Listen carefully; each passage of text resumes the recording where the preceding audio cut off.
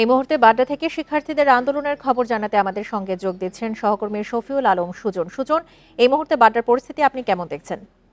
প্রিয় number set করে বিকাশে সেন্ড মানি করুন ফ্রি।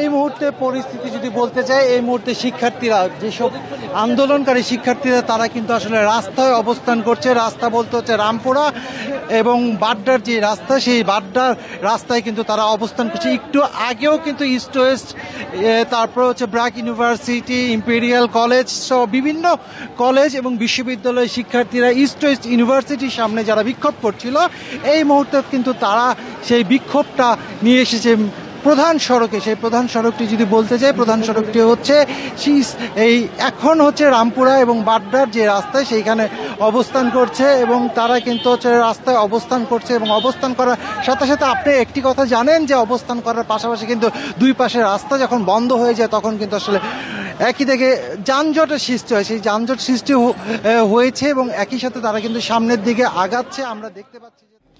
বাড্ডা থেকে জানাচ্ছিলেন শফিউল আলম সুজন।